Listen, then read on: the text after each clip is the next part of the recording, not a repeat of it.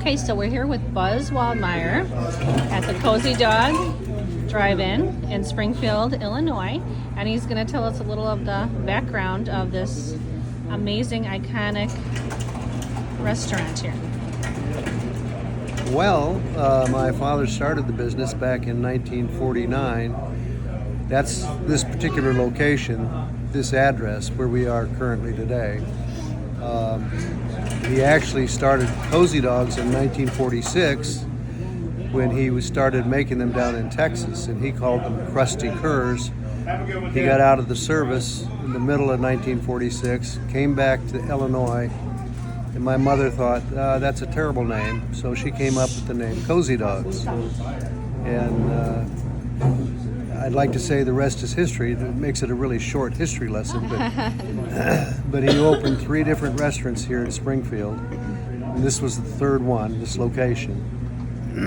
And the other 2 dropped to the wayside because this particular location on South 6th Street, which is on Route 66 through the city of Springfield, just took up most of his time. And when he first opened, he was a 24-hour-a-day operation.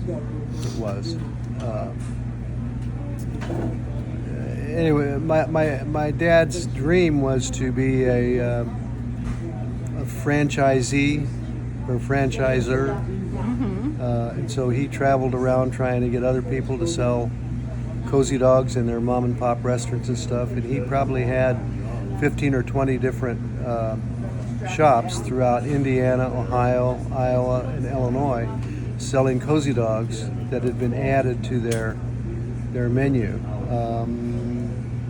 As a 16-year-old, I'm 78 now, I can remember driving down to the local bus station and shipping a bag of flour down over to Indianapolis or up to Wisconsin or someplace in Ohio to so-and-so's ma and pa restaurant where they were selling Cozy Dogs. That kind of dried up as the mom and pop restaurants went away. And so the restaurant here on South 6th Street, where we're currently sitting, flourished because of the location and just because of the consistency of the food and stuff. So that's kind of it in a nutshell.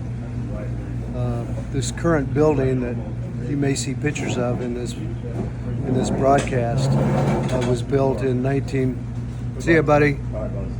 You bet. Was built in 1996. I bought the restaurant from my parents in 1975, and Walgreens was interested in the corner 20 years later. And so I made a deal with the Walgreens company, and they tore the motel down that was here, built this new building with no basement, which basements are a headache. And once they got this building finished, we just traded keys. So it was a like kind trade. So this building I call the new building, even though it's been here about 30 years. My dad did not live to see this new building up. He'd really enjoy that. He'd really be proud of that.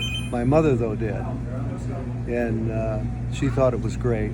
You know, we got a block building, nothing falling through. We don't have buckets on the table catching the rainwater from the gravel roof.